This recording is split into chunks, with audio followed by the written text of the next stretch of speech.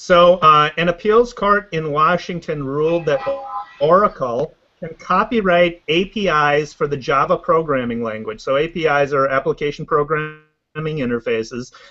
They're basically the building blocks of many online applications and have been considered to this point beyond the scope of copyright.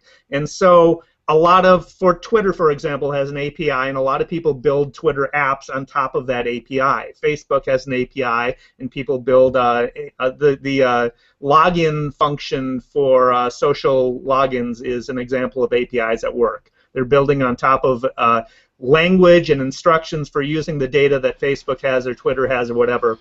So they Oracle let one platform talk to another, right? Correct. Data to another. Yep. Yep. So the traditional legal understanding, and I am not a lawyer, the traditional legal understanding that a form or concept cannot be protected, but a specific expression of it can be, is contrary to this recent ruling. So the idea that basically thinking of a sonnet, a poem, a sonnet, the form, the structure of a sonnet can't be copyrighted, but an individual sonnet can. The same sort of principle applies in this case, except the court has ruled contrary to that traditional understanding. So it puts at risk sort of the fundamental building blocks of online applications. So who knows how this is going to play out, but it is sort of scary that we're starting to see the internet almost being taken apart through legal rulings. When you get to net neutrality, and then you see this decision as far as APIs are concerned,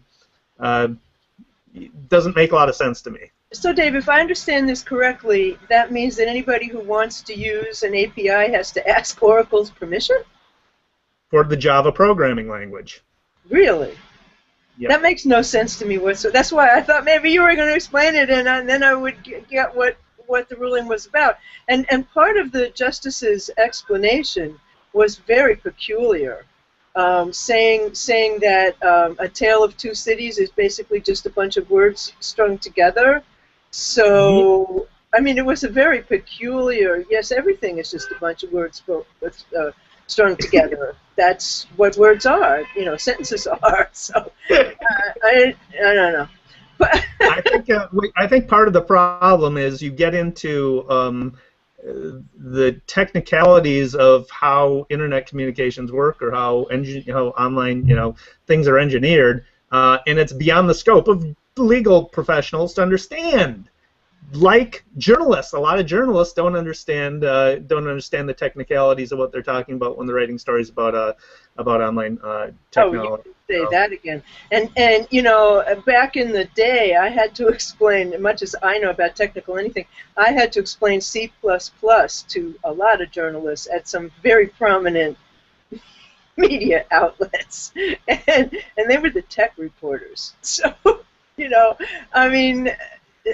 Somebody once said, like, it doesn't matter as long as you have good reading comprehension, you can cover anything. I beg to differ. I think you need to know a little bit about the subject. So, but there is some discussion about. Oh, I'm sorry about the sirens.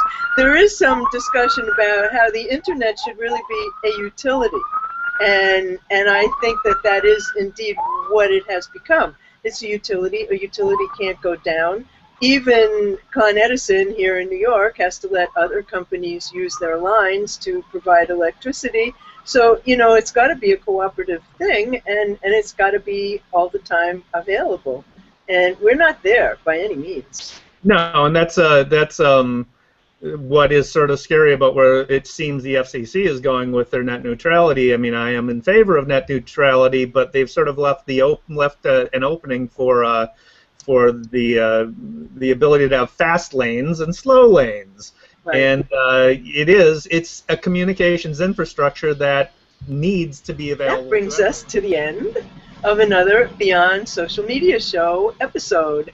And you can find us later today. We will timestamp the video so you can go to any segment that you want and see it directly on YouTube and on our blog, certainly by tonight.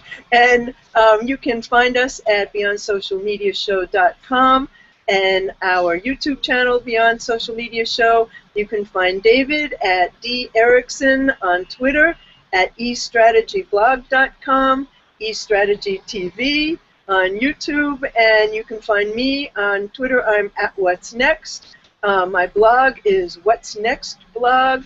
I write for Ad Age Digital Next, and I'm CEO of Maximum Plus, which is about all things Google Plus. And we'll see you next week. Thank you so much for joining us. Thanks for watching.